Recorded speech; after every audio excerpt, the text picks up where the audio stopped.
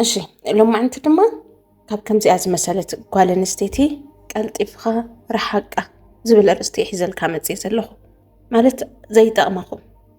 فقري هادلهم دليتي هادلهم بملك عند سحابو فتصوم مالتيو بزما عالت زي كتأمخو ميهن تبعيدان زي حسابا دك أنشتي زلوان بحري حزلكم متزي زلخو أزم بارتات زياتهم مس نمنتاي زبل حدوخا كمل لسالكم إياه حابيركم انك ساعة موداتها تصنحو نشانالي حدش تخونكم طرح شانالي سبسكرايب بمكبار نباراتنا تتخطاتل تدما أبكميتم قعد حال متصخب بمبار إذا فيديو دما لايك بمكبار جمروا لي سناي مكتتل حدا أبي هيوتكا تقمي بالله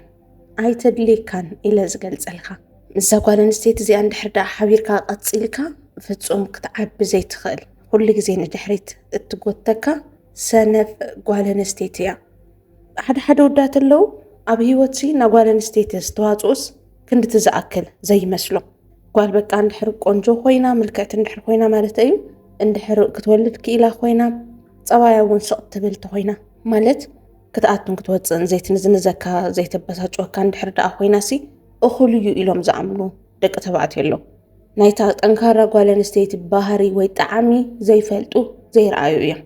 أب حدارك تأتو خلوهم محابركم من بارك تجمرو خلوهم قول عخمت خلو سبيت كان دحر سنف خوينا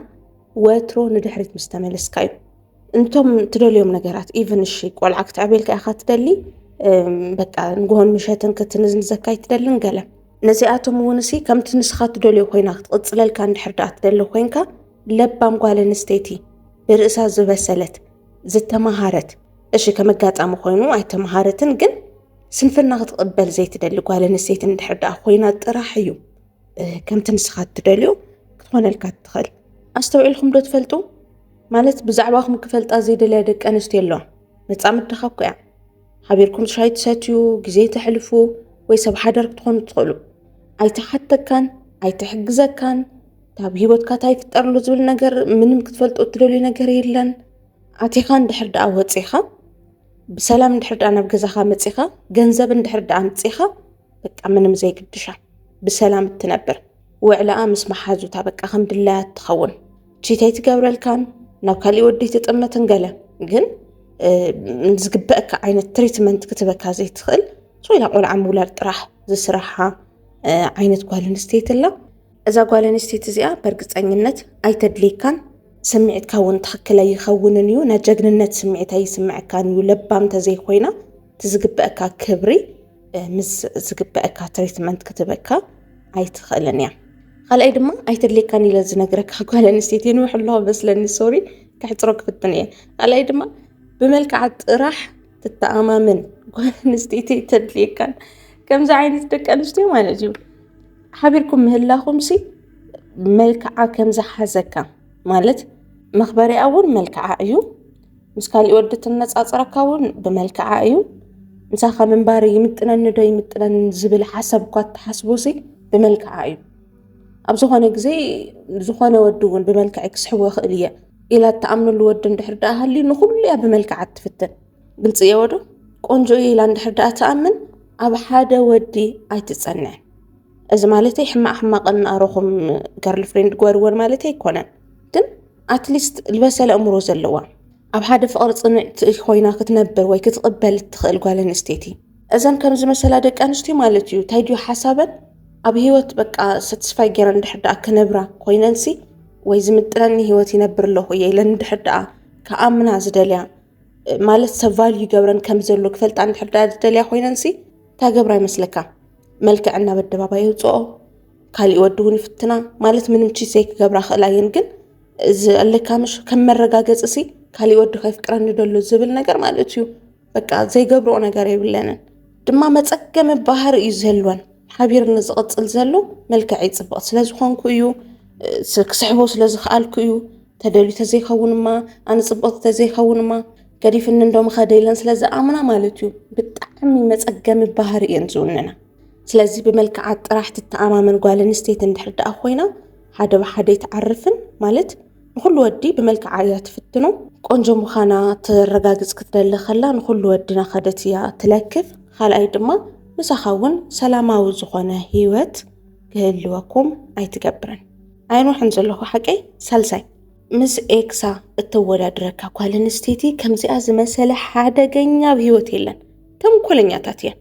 ናሰብ ኣእምሮ ከመይ ክሕዛ ከም ዘለወን ብደንብ ገይረን እየን ዝፈልጣ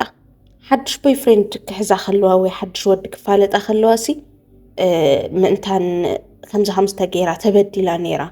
ወይ ኤክሳ ከምዚ ገይርዋ ነይሩ ኢልካ ማለት እዩ ልብኻ ርህርህ ክብል ምእንታን ወይ ንሳ ዓብላሊት ክትገብራ ምእንታን በቃ ከምዚ ተበደለት እያ ተወግዕ ኩሉ በዳልያ እዩ ንሳ መልኣክ እያ ኣብ ሂወታ ዝመፁ ሰባት ብምሉኦም ሰይጣውንቲ እዮም በቃ ጉማት ዘበሉ ኩሉ መፅላልያ በቃ ንበይና መልኣክ ትገብር ጓል ኣንስተይቲ ከምዚ ብምግባር ሰብየን ዘሰክፋ ተሰኪፍካ ከምዚ ኣተገይረያ እንዳኣሞታይ ሞ ኤክሳስ ታይዳ ገይርዋ እዩ ኣነ እውን ከምዚ ከይገብር ኢልካ ማለት እዩ እንድብልካ ምእንታን ኮፍ ክትብል እዩ ከምዚ ገብራ ደቂ ኣንስትዮ ተንኮለኛታት እየን ብሕማቅ ጎኒ ጥራሕ ኣይኮነን ኢቨን ብፅቡቅ ጎኒ ሓቢርኩም ናኸድኩም ገለሲ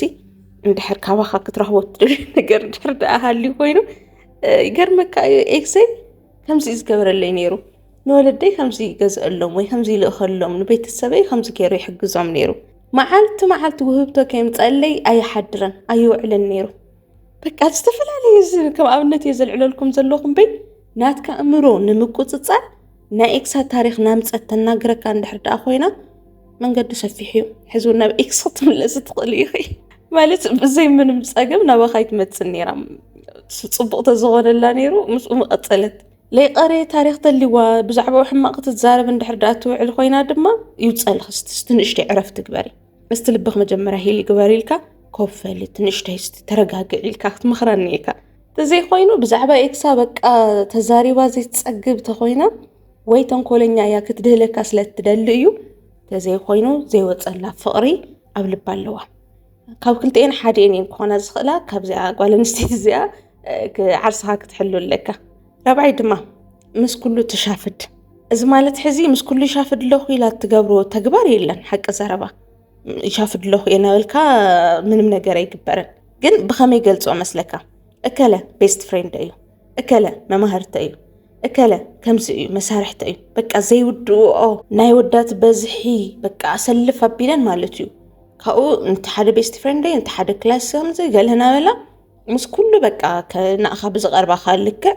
መሊሰን ምስኡ እውን ዘውግዓ ብድሕሪኡ ክትዛረባ ክትደሊ ከለኻ እኳ ስታ ክትገብሪ ደኣ ምስኡ ከምዚ ኮይንክ ገለ ክትብላ ከለኻሲ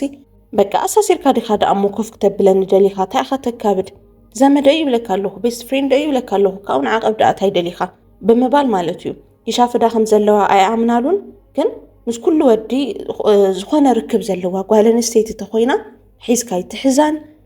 ዓይና ገፊሕ እዩ ማለት ንትውን ትርኢ ኣብ ሓደ ዓሪፋ ትቕመጥ እትኽእል ኣይኮነትን ክጠማ ዝኽእል ወይ ድማ የዋፀኒ እዩ ኢላ ተሓስቦ ወዲ እያ ናፈተነት ትፀንሕ ዘላ ንኩሉ ከም ባክ ኣብ ሒዛቱ ትፀንሕ ኣብ መንጎኹም ገለ ነገር ኣብ ዝተፈጠረ እዋን ደርቤ ቢላትካ ንምኻድ ዝተዘጋጀወት እያ ሓምሻይ ድማ ፍቕራ ዘይትገልጽ ጓል ኣንስተይቲ ከባድ ጓል እያ ማለት ከም ዝተሰዓረት ክትኣምን ኣይትደልን ፍቕሪ ሒዝንሎ ኣፍቂረ ኣለኹ መፃመዲ ሒዘ ኣለኹ ኢልካ ክትኣምን ከለኻሲ ይግብአካ እዩ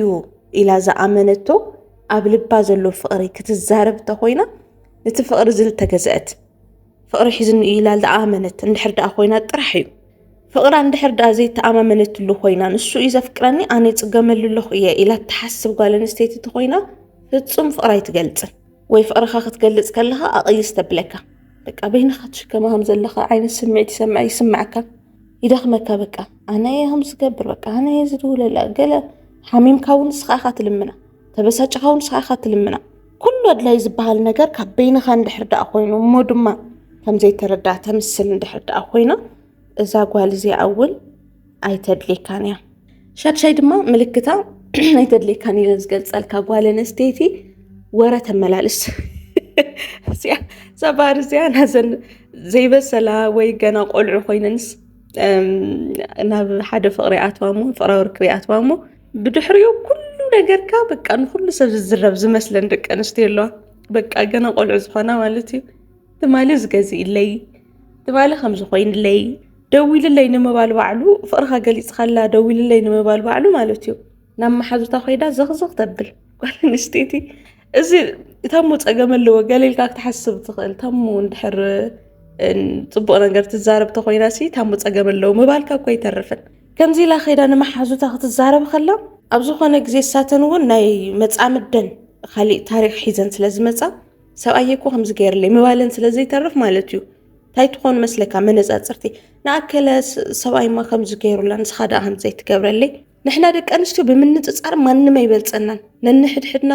ከምዚ ክንወዳደር ኢና ንውዕል ብዛዕባ ኸይዳ ንኻልኦት ደቂ ኣንስትዮ ክትዛረብ ከላ ኣብ ፈተና ኢኻ ትኣቱ ናተይማ ከምዚ ገይሩለይ ክትብል ከላ ንስኻ እውን ከምኡ ክትገብር እያ ትደለና ከምዚ ብፊልም ዝረኣናዮ እኳ ክንምነ ዘይንስከፍሲ ኣብ መሓዙትና ዝፍጠር ዘሎ ነገር ናረኣና ግበር ምባል ንዓና ቀሊል እዩ ስለዚ ወረ ተመላለስ ብፅቡቕ ነገረኩም ዝንበር ወረና ምምልላስ ከቢድ ዝኾኑ ብጣዕሚ ብዙሕ ዝኾኑ ሳዕቤናት ኣለዉ እዮም ብዛዕባኻ ሚስጥር ኢልካ ዝተዛረብካያ ንመፃምድኻ ጥራሕ ዝምልከት ወረታት ናኸደት ንዘመዳ ንመሓዙታ ብምዝራብ ክተዋርደካ ትኽእል ጓል ኣንስተይቲ እያ ከምዚ ዓይነት ጓል ኣንስተይቲ ተልያ እውን ኣይተድልየካን እያ ሕዚ ከምዚ ኢለ ክዛረበኩም ከለኹ ሕዚ ኸይድኩም ተፈላለዩ ማለት ኣይኮነን ኣትሊስት ክትእረም ክትስተኻኸል ዝኾነ ትገብርዎ ነገር እንድሕር ደኣ ሃልዩ ፈትኑ እንተዘይኮይኑ ግን ገና ምጅማር እንድሕር ደኣ ሃሊኩም ኮይንኩም ከምዚ ምዃና ንዓኻ ክጠመካ ይኽእልን እዩ ተዘይትጅምርዎ እዩ ዝሕሸኩም ናልማዓንቲ መልእኽቲ እያ